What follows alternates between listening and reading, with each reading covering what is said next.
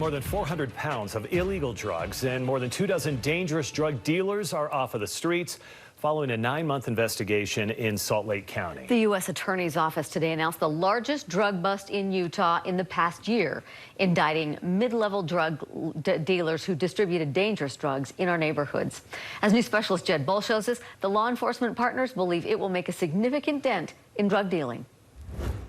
The special agent in charge of the Salt Lake DEA calls this the biggest drug bust in the past year, sweeping our streets of more than 420 pounds of methamphetamine, fentanyl, heroin, and illegal guns. I think it's huge because it sends a message to Mexico. The investigation of the local violent Norteños gang started last September, a partnership between the DEA, Alcohol, Tobacco, and Firearms, Unified Police Department Metro Gang Unit, the IRS, and the U.S. Marshal Service. It literally started with a $50 dope deal on the street and is, grown into, through the hard work and dedication of all of our partners into the case that you see today. Wednesday, a grand jury indicted 27 defendants on 34 counts of drug charges.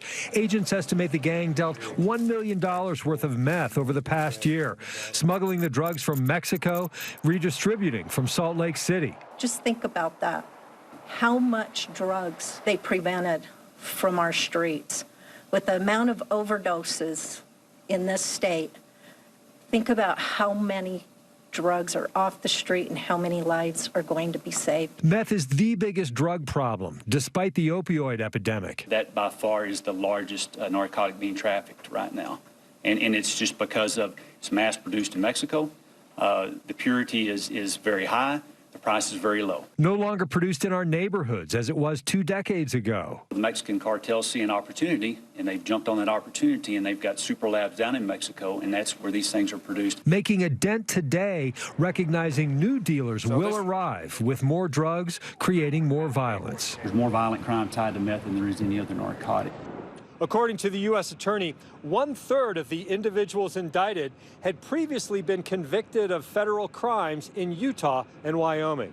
For KSL 5 News, I'm Jed Bull.